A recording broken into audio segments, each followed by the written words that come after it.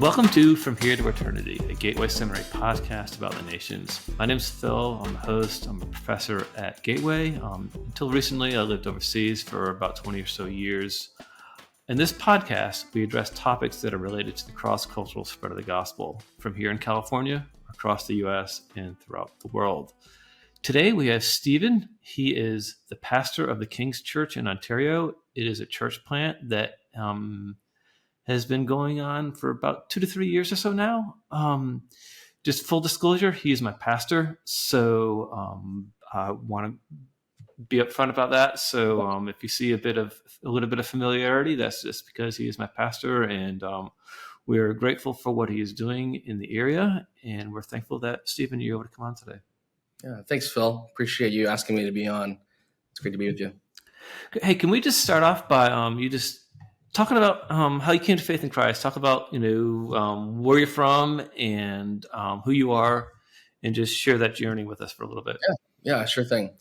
So I promise I won't stay this far back too long, but was born in Korea and adopted by an American family in the early 80s. And so that's kind of a big part of my story, in some ways foundational, but really just grew up as a normal kid in Southern California. Really enjoyed being a Californian in all those ways, but got married to my wife, Katie. I met her in high school, and so been married now for 21 years to her. We have 4 kids together, ages 9 through 15.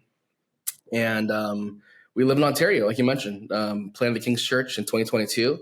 And now I'm a church planter and pastor there. And so as far as just my faith journey goes, I grew up in a Christian home. And so obviously that means a lot of different things to different people. But my parents took us to church and taught us how important that was for us to stay committed to a local church. And so we were involved all the time, taught us the Bible. And so I heard the gospel at an early age and made a profession of faith and got baptized as a child. But honestly, I didn't really understand a lot of it at the time, like a lot of young children, and really, like a lot of young children, heard the notion of hell, and I was like, I don't want to go there, and which is a good thing, but it wasn't much more than that as a kid, and I think that I didn't really understand the notion of grace and my sin, and what it meant to live a life where I was being sanctified to fight my sin, and so I think it was really more in my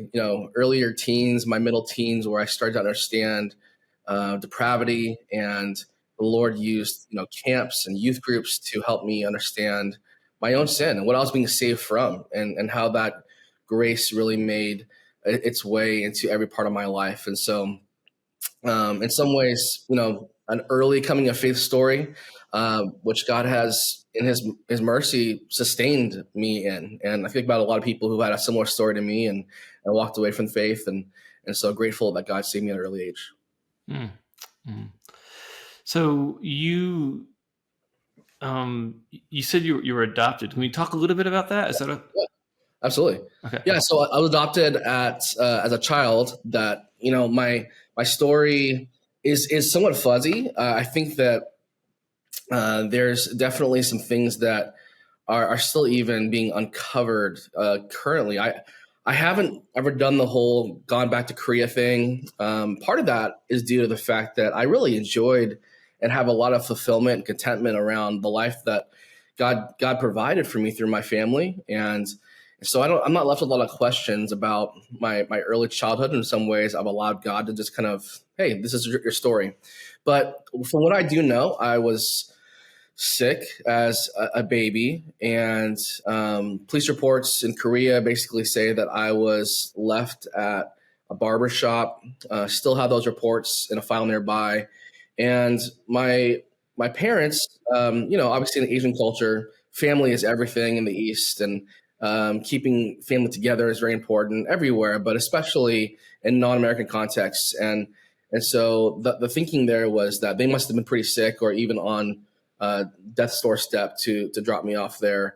And so, yeah, and here I am now as a result of that and being left at an orphanage. Was there for about a year in a Korean orphanage in Seoul. And then my folks, their names are Peter and Vita, they actually kind of mistakenly got involved in the adoption process because they went to go support a neighbor friend of theirs who was going to internationally adopt, and the paperwork got mixed up, or they got called in the office, and they were like, "Hey, so you guys want to adopt?" And they're like, "No, we're just here," and kind of just had that seed planted in their mind and heart, and ended up looking through this booklet of adopted kids or kids that were up for adoption, and the Lord really called them to step out and adopt. So yeah, that was in mid '80s. Really, interesting time in terms of just thinking about not a lot of clarity. Like I don't know when I was born. I don't know what my real name was. I don't have any of those details, and so all that stuff was given to me, and really just said, "Hey, this is your information now," and kind of just come to accept that. So, but That's that is a powerful story, and it's one that I think is near to a lot of people's hearts, yeah, especially this better than anybody.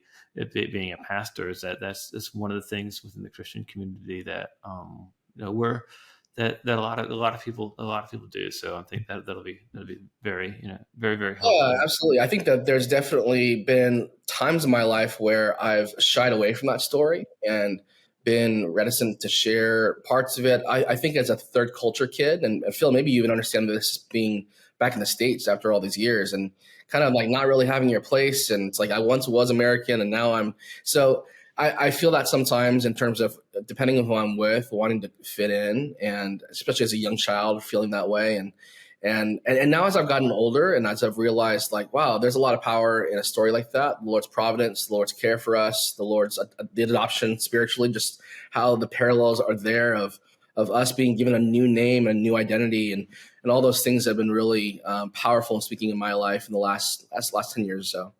Yeah. No, it's a beautiful story, and it is one that I think is going to touch a lot of people. So I appreciate you Yeah. talking about that. But that's not who you are.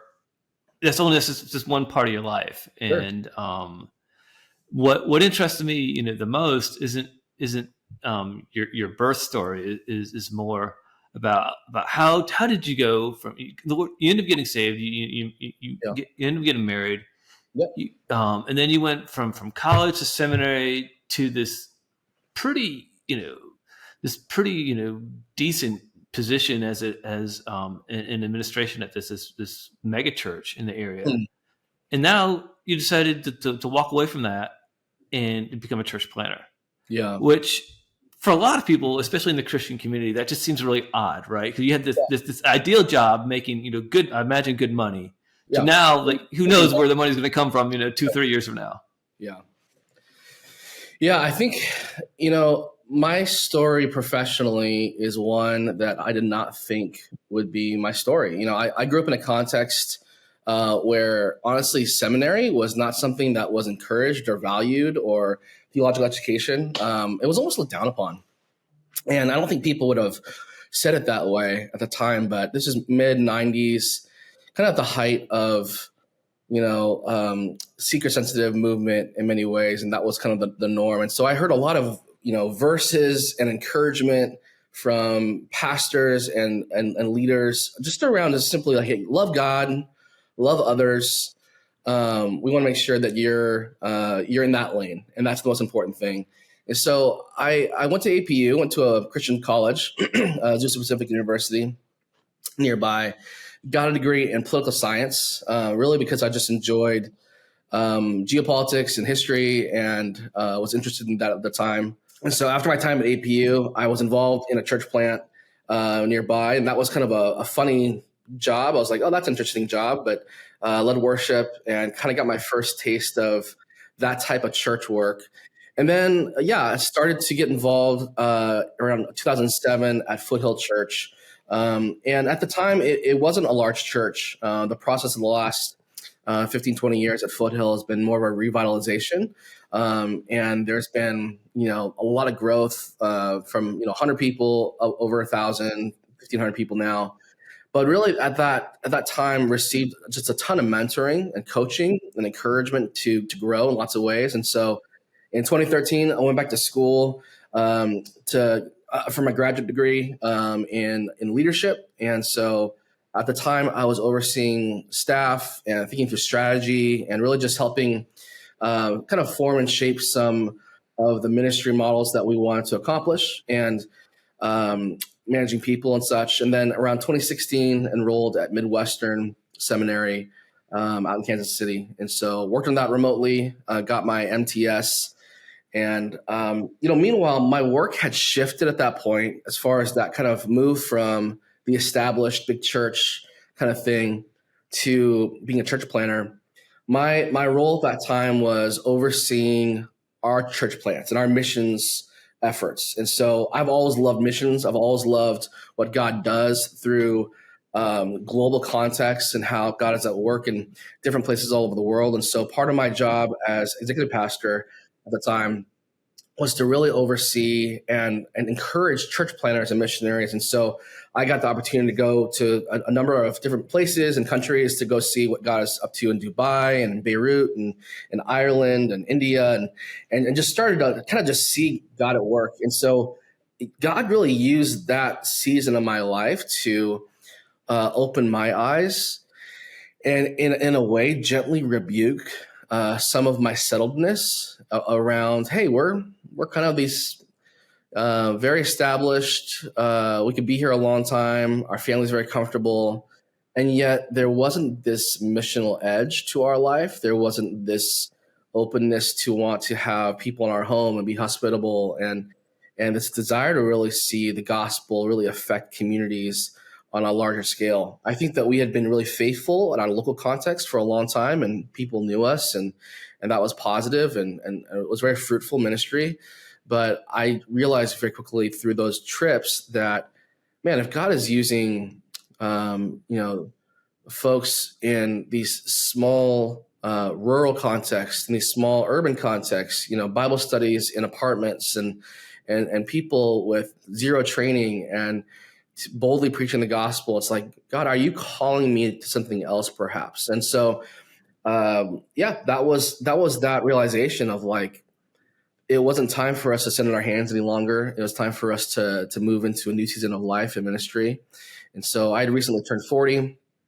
I started just praying really diligently and asking God, God, show me if you don't want me to stay, if you want me to go, then make that very clear. Make it very clear and make it clear the other way as well, that you want me to actually stay. There's reasons and projects and things for me to still accomplish here.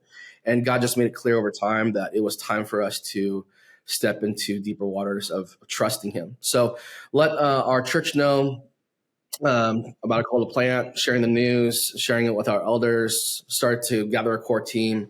And then that led to us planting the King's Church out in Ontario in 2022. And, Ontario is a very diverse city. I've been adjacent to Ontario all my life, grew up in Pomona. And Ontario has a lot of growth happening right now. And there's a lot. Ontario, in many ways, is a microcosm of the whole Inland Empire because there's a lot of people who are moving from LA County and Orange County in order to kind of either start over or to get a little bit more house for the budget. And there's just a lot of opportunity for gospel interactions, for people to be invited into new communities. And early on, Ontario came on board as an option, and the Lord was like, "Hey, that's where you're going." So we were able to get into a home in early 2022 and planted the church with our core team and started meeting on Sundays that fall. So, okay.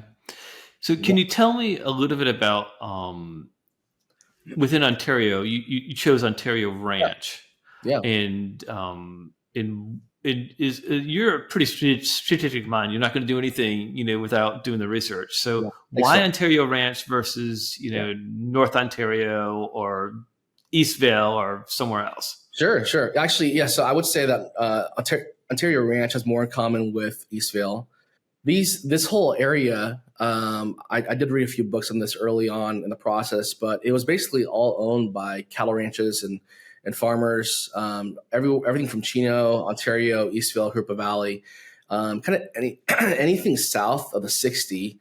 There was just, and it was kind of like that even as of like 20 years ago. Just a bunch of cows, a lot of farmland, a lot of kind of smelly area of flies. And when I was a kid, we would drive out this way, and it would always just be the area where there were cows. And really in the last 15 years since Eastville has kind of popped up and they started to really develop homes, this is kind of the last little spot in California that's really rapidly growing. Like if you were to open up Google Maps and look at this area, Ontario Ranch specifically still has a ton of just green patches of farmland that are still being developed. And, in some ways that's probably heartbreaking for some of the neighbors locally, and things change, things change and times are hard in that way. But from a missional standpoint, if that's what's happening culturally in the area, I just realized, man, we have to be a part of that. We have to be in that area where the Lord is moving people. This kind of like almost this diaspora of folks kind of like moving around and realizing if this is where they're going to settle, then we want to establish a healthy church ahead of time, make sure that we have kind of our people in the communities, people who love Jesus, who are kind of these outposts in their own neighborhoods, where we can point to and say, hey, this is church. This is a place where you belong. And as you kind of move into these communities, you're maybe thinking about getting more, bang for your buck when it comes to property or house. But what God really has in mind for you is that he wants you to hear the gospel, and he wants you to be saved and call upon his name for repentance and belief. And so that was the hope early on. It still is, that we would be here as a part of the community and really see fruit from all the folks moving into this area that's rapidly growing. Okay. Just going a little bit back, you were being a part of an established church and now being part of a church plant. What do you see as some of the positives and negatives as a church planter, as opposed to as being a part of established church? Oh, wow. Yeah. Well, I think what a church plant does in many ways is it reveals there's a thinner veneer of between us and the challenges to ministry. I think those challenges are always there in an established church, but there's more layers of security that you're not even aware of if you've only been in established churches. So there's finances, there's a building, there's staff, there are mature believers, there are people who know you in the community. These are all things that you just kind of take for granted. You're like, yeah, this is church. And within that context, church ministry is still very challenging. People still have blowups and divorces and crisis, and people die and people are born. And there's all these things that still happen within the life of the church that are good and a part of ministry life. But you don't realize until, unless you artificially pull some of those things back in an established church on your own. And I've seen pastors do that through things like fasting and call to prayers and things that really allow people to understand the dependence we have on the Lord. Church planning kind of just does that for you from day one. You're like, okay, like we don't have a place to meet. We really don't have a long-term sustainable plan when it comes to money. We kind of do, but it really depends on people being generous and people jumping on board and being on mission. And so from day one, you're kind of in this place of just constant dependency on the Lord and asking God to show up in the small things that you would totally take for granted, beforehand. Now you're like, Lord, just please allow people to show up for their volunteer posts, please, God, because if that doesn't happen, and it's just things that aren't on your radar. And so I think also another way to kind of answer that, a plus. And I would say that's a plus. That's something that's a positive thing about church planning. Another thing is that as church planners, as folks kind of on the edge of mission in some ways, and Phil, I would even include you on this as well, including your family in our church in these early days, we're constantly on the lookout for those who are lost, those who are without the hope that we have. And the reality that God is put us missionally in the neighborhoods we live in, Acts 17, where God has there's no doubt that we live where we're supposed to live and around the people we're supposed to be with. And we live in this century and this year for a reason, because God's put us here to share the gospel. And so I think church plants typically have a little bit more of a missional edge. I think that the SBC has even come out with some great stats around most of the baptisms that happen in SBC churches around the country and the world happen at church plants. And that's because people are just they're there for it. They're excited about it. Their hearts are postured towards that already. So those are some things that I really love about church planting for sure. Yeah, those are that's a good way to look at things, because sometimes they do present challenges, but the opportunities are definitely there um, if you want to take advantage of them. Yeah. Let me transition to ask, you've been in ministry now for going on you're getting 15, 20 years now in some way, shape, or Years. form. Yeah. What's one thing you wish you would have known earlier in your ministry career that you know now? Yeah, I think the first thing that comes to mind is the importance of a theological pathway of training. I wish that I had that early on in my development, a place to think deeply about the church and God's character and practically, how to preach. And I know that is called the seminary. So these are things that I love to think about now, and I've enjoyed learning about kind of in my older middle adult years. But I think about how God really called me to that stuff in my 30s. And sometimes I wonder about, I wish that I had taken that more seriously in my 20s. I thought about that stuff a little bit more early on.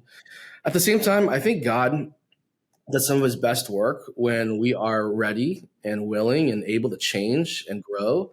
And so just realizing the providential timing of God's plan, maybe I wouldn't have been ready for that. So I realized God's timing is perfect. Another thing I would just probably say about something to keep in mind earlier on in ministry is it's human nature for us, I think even since the fall, for us to want to work for something. And it's that low-key legalism in all of us that we want to get to work on something. So it's natural for us to want to build things, build projects out, build out ministries.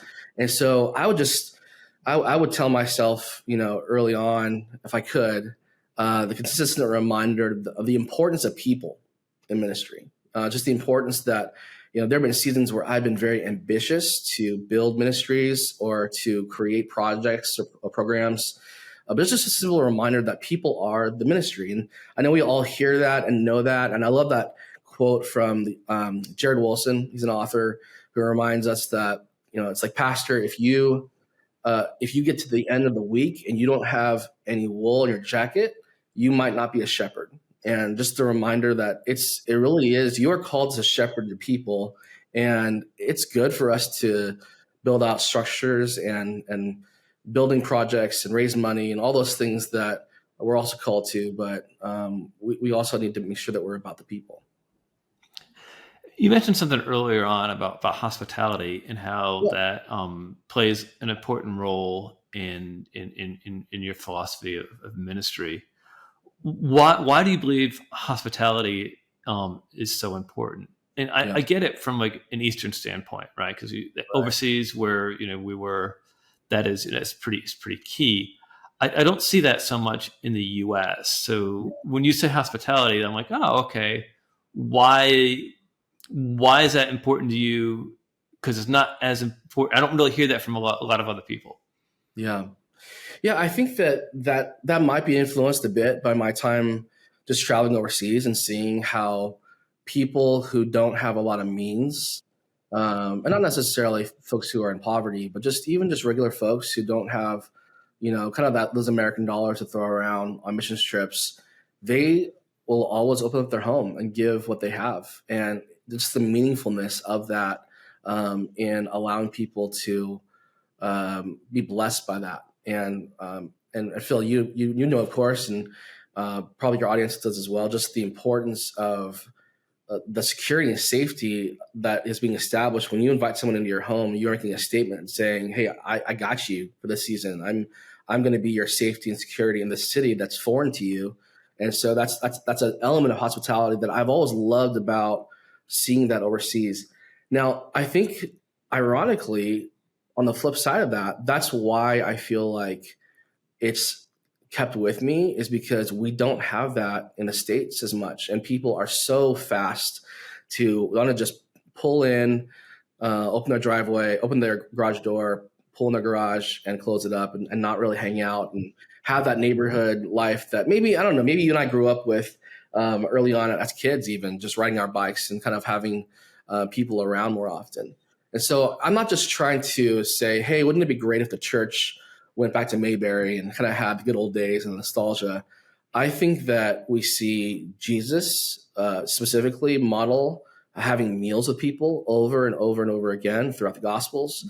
The Zacchaeus, come down from the tree, I'm coming to your house. And there's this flipped hospitality element of like, hey, part of the way that we're going to get work done, true ministry work done, is we're going to break bread together and have a meal and really let our guard down and get to business spiritually.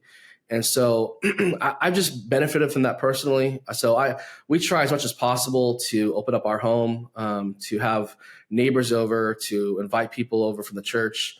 And it really has this effect that's doubled down in church planning for me, where it's like, I realized this is not our house. This is not our resources. God has given all this in order for us to be open with other people. And it's something that I want to make sure that our kids are learning from us as well, that it's just going to be normal for us to have people over for people who maybe need a place to stay. They're going to crash on the couch. And so those kinds of things, just have been a real important part of our ministry. And I realize it takes a while for folks in our church even to get behind that, but I hope that we can model that, and not in a way that shames anybody, but just simply says, hey, we can do this. You guys can as well. And let's take some small steps to being more hospitable to the people who we see every day, getting mail and maybe coaching in soccer. And it's like, hey, come on over. Let's do it. And I think people would be much more, people are going to be much more willing to come over and have a meal than they realize. So, yeah. I've noticed also, maybe you have as well, I think there's a vulnerability to the host in a sense when you open up people when you have your home opened up. They see the marks on the wall, or the things aren't dusted the way they're supposed to, or they see that you're not perfect. And I don't know, maybe there's an element there that allows people to let their guard down. I don't know, but I think that it's something that I'm very happy that you promote. Yeah, it's very important, and I think just a quick resource around that. So Rosario Butterfield wrote a book called "The Gospel Comes with a House Key" a couple years back. That was a good book, good read. And one of the things she talks about was this shift we have to make as American Christians from the idea of entertaining to true hospitality, because I think we all have this unction in us to want to bring people over for the purpose of kind of being a little bit braggy and being like, hey, don't you see how good we have it? Or, hey, we have everything cleaned up and this is how we live, right? And I can still fall into that as well. Sometimes we want to clean up and make sure that people feel comfortable, but not allowing the desire to want to entertain and have everything look perfect get in the way of actually truly being hospitable and saying, yeah, come on over. We're having soup for dinner. Or come on over. We can totally throw another place setting out and have that be a little bit more kind of ad hoc. So you mentioned entertainment. We're literally in the entertainment capital of the world with LA just a few miles down the street. And coming back to the US, one of the things that I've noticed is that culture invades the church, whether you're in Afghanistan or England or the US. And being in Southern California, the positive about entertainment, the entertainment industry is if you don't do it well, it's not gonna make. And I think you find that in the church as well. Things need to be done well. Mm-hmm. But how do you guard against being focused on entertainment within the church? Because a lot of churches around kind of don't, right? The entertainment is, I mean, to your credit, the King's Church is understated, perhaps on purpose, and that is a positive thing. I think this is one of the things that very much attracts us to the church. But Yeah. why have you chosen that direction, and how have you been able to safeguard yourself against becoming Sure. more of an entertainment type of church? That's a good question, Phil, and I appreciate we are understated, and that's a nice way of saying that we're pretty simple at Kings. And I like to think that in my mind that if we had all the money and the great building, that we would still be pretty simple. I would hope so, and that we would invest in things that really matter. And it's easy to pick on churches that have the show and a worship band that's awesome and a big stage, and it's yeah, but I've been at churches like that. It's wonderful, and at some point you do need to think about casting a wider net to a larger audience. And that kind of sounds a little gross to even think about congregants as an audience, but you guys know what I mean. Like, there's an element of, like, you're trying to get people who are lost and have maybe questions that aren't theological, but are more like, is this a place for me? Do I feel comfortable here? And so you're trying to attract a group like that. I think for us at Kings, part of this is just driven by pragmatically the fact that we don't have a lot of resources. And so as we have opportunities, we want to do things as excellent as possible, but not to the point where it feels like a show. And so one of the things that has really driven my philosophy around this is actually early on in ministry, I heard a pastor, very wise person, talk about how you really don't want to ever try to shoot for like an A level of quality in ministry. So, for example, a worship leader, you don't necessarily want to encourage to have an A level worship all the time. And not for the reason you might think, but more because in order to self regulate and allow volunteers to be able to be involved, if a volunteer shows up and sees that everything is excellent, A plus, all across the board, is there actually room for them to come in and develop and be a part of what's happening? And so we want it to be good enough. We want it to be good enough where people aren't like cringing during worship, or my preaching needs to be good enough where people are going to come back and at least hear what the Word of God says. But it doesn't need to be like this A plus level show where we're offering people entertainment, like you talk about, or we're trying to compete with the likes of Disneyland and Hollywood studios, and some churches have it harder than us. Honestly, I feel for them, because if they have enough money where they can actually kind of keep up in some of these areas, then it becomes a real, like, well, what do you want to do? Do you actually want to stick to some of those values and those thoughts, or will you actually kind of move more towards that show vibe? So right now, the choice is made for us, but I like to think that, I hope that we can really involve, as Ephesians 4 talks about, equip the saints for the work of ministry, and make sure that we are doing everything we can to make it easy for people to be on mission with us. And through that process, it means that it's not going to be awesome. It's going to be God glorifying. The Lord will be pleased by what we do, and people will enjoy community, but it's not going to be perfection every Sunday. And hopefully I can continue to maintain that over the years as our church hopefully grows. Okay. I want to ask you about a bit of a transition, and ask you a question about children in worship. And just a bit of background. We went to a Presbyterian church for a few years, and when we were in the UK, and they promoted this idea of children of all ages in worship. They had this theological rationale, which we don't need to get into.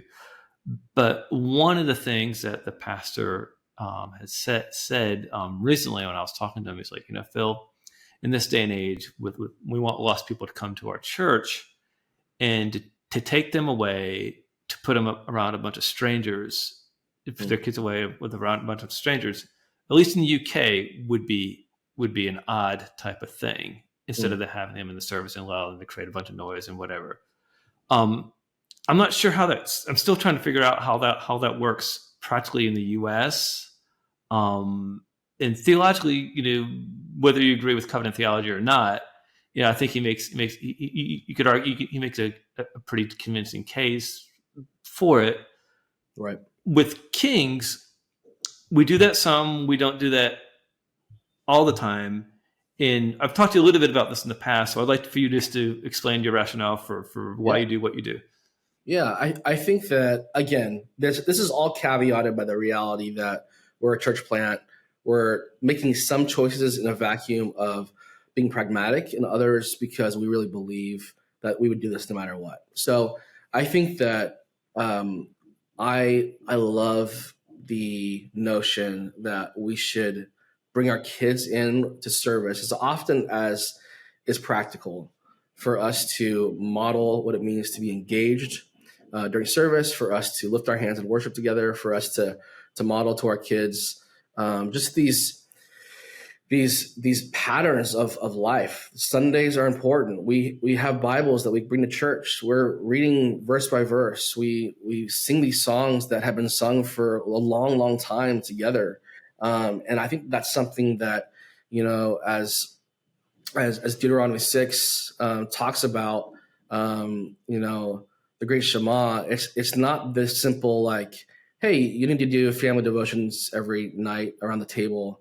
You need to make sure that everybody understands, the original Hebrew and X, Y, and Z, and maybe that's of interest to people. That's great, but I think what Deuteronomy 6 is really getting at is more of, hey, as you go through life, model what it means to be engaged as a believer. That your treasure truly is Jesus. And so as often as possible, when we can get in the same room together with our kids, that's what we're after, is just simply saying, hey, follow me, son, daughter, as I follow Christ. Follow me and mom. And so we do that now at King's once a month. It's the last Sunday of each month. I think there is a line, as you talked about, of if you're a first-time guest, and this is partly even philosophically, it's like, who's your church for? Is your church in the community to service people who are Christians who need to be discipled, or people who are outsiders out of faith, unchurched, don't know the gospel at all? Well, the answer is both. Obviously, it's both. But so we're constantly making decisions around what parts of our service really encourage people to do that. And so we found that having that family worship, discipleship once a month is enough of a part of our rhythm 12 times a year, where people can catch that and be like, oh, what's happening here? Kids are here. Oh, okay. I kind of understand why. Oh, they're actually filling out a workbook around the same sermon that Stephen's preaching. And there's some questions that are following up there. But it's not every week where if, Joe Smith comes off the street, lives in a community nearby, has never heard the gospel, has never been to church before, they're not necessarily expected from day one to start modeling what it means to be engaged at church. They're learning for themselves. And so we have children's ministry available for those other times as well. Okay. Some of the people that are going to be listening to this are either thinking about going to seminary or have gone or in seminary. If you could just give them a piece of advice, what would it be? Yeah, I would encourage you, seminarians and future ministry people, to stay as close as possible to your core beliefs and values, to really know your stuff and why you believe what you believe. And the purpose, though, is so that you can really move forward from seminary with a spirit of curiosity and growth.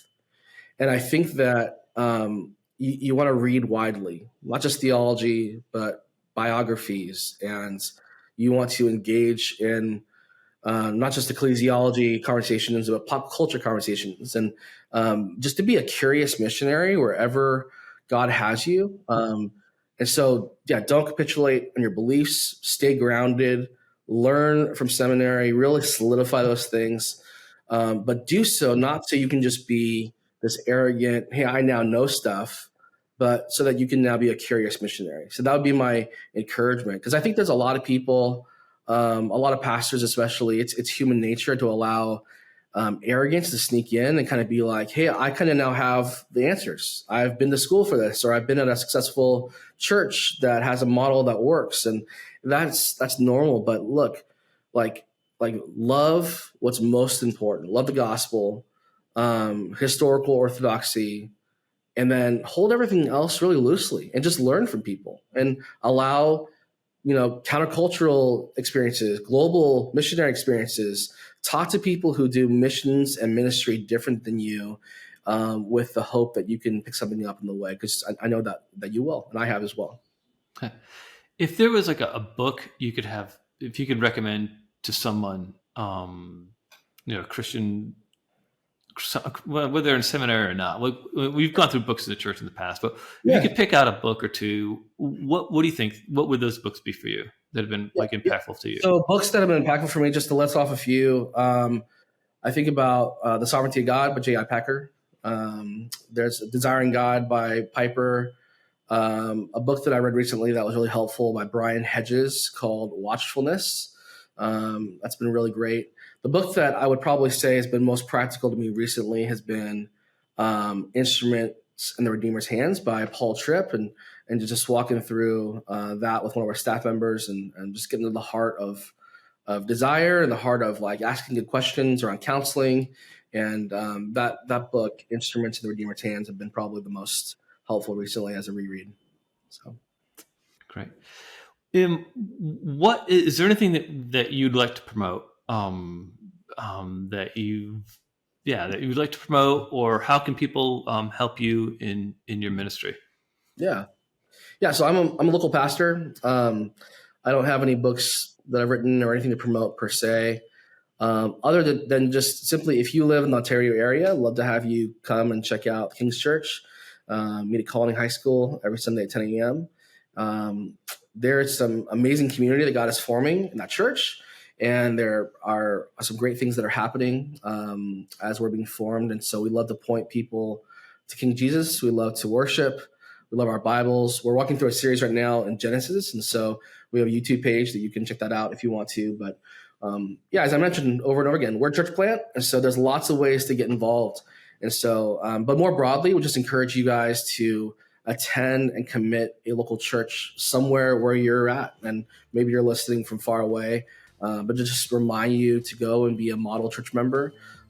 Be generous, open up your home, share what you have, encourage the pastor. I'm sure he's tired and discouraged as well.